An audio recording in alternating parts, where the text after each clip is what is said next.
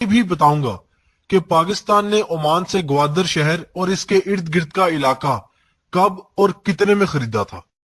گوادر پاکستان کے انتہائی جنوب مغرب میں اور دنیا کے سب سے بڑے بحری تجارتی راستے پر واقع صوبہ بلوچستان کا انتہائی خوبصورت شہر ہے، جو اپنے شاندار محل وقوع اور زیر تعمیر جدید ترین بندرگاہ کی وجہ سے پوری دنیا میں مشہور ہو چکا ہے۔ گوادر بلوچی زبان کے دو الفاظ سے بنا ہے، گوا یعنی کھلی فضا اور در کا مطلب دروازہ ہے۔ 60 کلومیٹر طویل ساحلی پٹی والے شہر گوادر میں 21ویں صدی کی ضرورتوں سے آراستہ جدید بندرگاہ کی تکمیل کا وقت جیسے جیسے قریب آ رہا ہے، اس کی اہمیت روز بروز بڑھتی جا رہی ہے۔ آنے والے وقت میں نہ صرف پاکستان بلکہ چائنا، تاجکستان، رشیا اور دوسرے ممالک کی بحری تجارت کا زیادہ تر دار و مدار اسی بندرگاہ پر ہوگا۔ گوادر کی تاریخ کی بات کی جائے تو گوادر اور اس کے گرد و نواح کی تاریخ بہت پرانی ہے۔ یہ علاقہ وادی کلانچ اور وادی دشت بھی کہلاتا ہے۔ اس کا زیادہ رقبہ بے آباد اور بنجر ہے۔ یہ مکران کی تاریخ میں ہمیشہ سے ہی خاص اہمیت کا حامل رہا ہے۔ معلوم تاریخ کی ایک روایت کے مطابق حضرت داؤد علیہ السلام کے زمانے میں جب قحط پڑا تو وادی سینا سے بہت سے افراد کوچ کر کے وادی مکران کے علاقے میں آ گئے۔ مکران کا یہ علاقہ ہزاروں سال تک ایران کا حصہ رہا ہے۔ ایرانی بادشاہ کاؤس اور افرا سیاب کے دور میں بھی یہ ایران کی عملداری میں تھا۔ 325 قبل از مسیح میں سکندر اعظم جب بر صغیر سے واپس یونان جا رہا تھا تو اس نے یہ علاقہ اتفاقاً دریافت کیا۔ اس کی بحری فوج کے سپہ سالار نے اپنے جہاز اس کی بندرگاہ پر لنگر انداز کیے۔ اہم سمندری راستے پر واقع ہونے کی وجہ سے سکندر اعظم نے اس علاقے کو فتح کر کے اپنے ایک جنرل کو یہاں کا حکمران بنا دیا، جو 303 قبل از مسیح تک حکومت کرتا رہا۔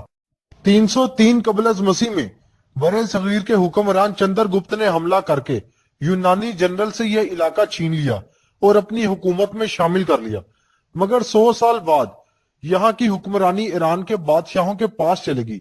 711 عیسوی میں مسلمان جنرل محمد بن قاسم نے یہ علاقہ فتح کر لیا۔ ہندوستان کے مغل بادشاہوں کے زمانے میں یہ علاقہ مغل سلطنت کا حصہ رہا۔ 1775 کے قریب مسقط کے حکمران اس علاقے میں تجارت کرنے لگے، جن میں زیادہ تر ہاتھی دانت اور اس کی مصنوعات، گرم مسالے، اونی لباس اور افریقی غلاموں کی تجارت ہوتی تھی۔ 1783 میں مسقط کے بادشاہ کا اپنے بھائی سعد سلطان سے جھگڑا ہو گیا، جس پر سعد سلطان نے خان آف کلات میر نصیر خان کو خط لکھا، جس میں اس نے یہاں آنے کی خواہش ظاہر کی۔ چنانچہ خان نے نہ صرف سلطان کو فوری طور پر آ جانے کو کہا، بلکہ گوادر کا علاقہ اور وہاں کی آمدن بھی لامحدود وقت کے لیے سلطان کے نام کر دی، جس کے بعد سلطان نے گوادر میں آ کر رہائش اختیار کر لی۔ 1797 میں سلطان واپس مسقط چلا گیا اور وہاں اپنی کھوئی ہوئی حکومت حاصل کر لی۔ 1804 میں سلطان کی وفات کے بعد اس کے بیٹے حکمران بن گئے، تو اس دور میں بلیدیوں نے ایک بار پھر گوادر پر قبضہ کر لیا، جس پر مسقط سے فوجوں نے آ کر اس علاقے کو بلیدیوں سے واگزار کروایا۔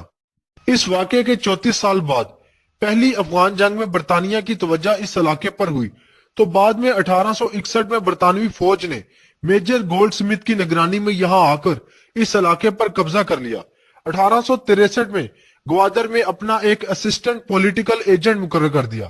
چنانچہ ہندوستان میں برطانیہ کی British India steam navigation company کے جہازوں نے گوادر اور پسنی کی بندرگاہوں کو استعمال کرنا شروع کر دیا۔ 1863 میں گوادر میں پہلا تارگھر یعنی ٹیلی گرام آفس قائم ہوا، جبکہ پسنی میں بھی تارگھر بنایا گیا۔ 1994 میں گوادر میں پہلا پوسٹ آفس کھلا، جبکہ 1903 کو پسنی اور 1904 کو اماڑا میں ڈاک خانے قائم کیے گئے۔ 1947 میں جب بر صغیر کی تقسیم ہوئی اور بھارت اور پاکستان کے نام سے دو بڑی ریاستیں مارز وجود میں آئیں، تو گوادر اور اس کے گرد و نواح کے علاوہ یہ علاقہ کلات میں شامل تھا۔ 1955 میں علاقے کو مکران ضلع بنا دیا گیا۔ 1958 میں مسقط نے $10 ملین کے عوض گوادر اور اس کے گرد و نواح کا علاقہ واپس پاکستان کو دے دیا، جس پر پاکستان کی حکومت نے گوادر کو تحصیل کا درجہ دے کر اسے ضلع مکران میں شامل کر دیا۔ 1 جولائی 1970 کو جب 1 یونٹ کا خاتمہ ہوا اور بلوچستان بھی ایک صوبے کی حیثیت اختیار کر گیا، تو مکران کو بھی ضلعی اختیار مل گئے۔ 1977 میں مکران کو ڈویژن کا درجہ دے دیا گیا۔ اور 1 जुलाई 1977 को तुर्बत, पंजगौर और ग्वादर 3 जिले बना दिए गए। ग्वादर का मौजूदा शहर एक छोटा सा शहर है जिसकी आबादी 1 लाख के करीब है। इस शहर को समंदर ने 3 तरफ से अपने घेरे में लिया हुआ है और हर वक्त यहाँ समंदरी हवाएं चलती रहती हैं, जिसकी वजह से ये एक खूबसूरत और दिल फरेब मंजर पेश करता है। वैसे भी ग्वादर के मानी हवा का दरवाजा है। गहरे समंदर के अलावा शहर के इर्द गिर्द मिट्टी की बुलंदो बाला चट्टानें मौजूद है। इस शहर के वासियों का ज्यादातर गुजर बसर मछली के शिकार पर होता है और दीगर इक्तसादी और मुआशी जरूरतें हमसाया ममालिक ईरान, मुत्तहिदा अरब अमारात और ओमान से पूरी होती हैं। ग्वादर शहर मुस्तकबिल में एक बैनुल अक़वामी शहर की हैसियत इख्तियार कर जाएगा और न सिर्फ बलोचिस्तान बल्कि पाकिस्तान का इक्तसादी लिहाज से एक अहम शहर बन जाएगा और यहाँ की बंदरगाह पाकिस्तान के अलावा चाइना, अफगानिस्तान, वस्त एशिया के ममालिक Tajikistan, Kazakhstan, Azerbaijan, Uzbekistan, Turkmenistan और दीगर रूसी रियासतों के इस्तेमाल में आएगी, जिससे पाकिस्तान को बहुत ज्यादा फायदा हासिल होगा। इस वीडियो में मैंने ग्वादर बंदरगाह पर तफसील से रोशनी नहीं डाली क्योंकि मैं आगे आने वाले दिनों में इस पर एक अलहदा से डॉक्यूमेंट्री बनाऊंगा।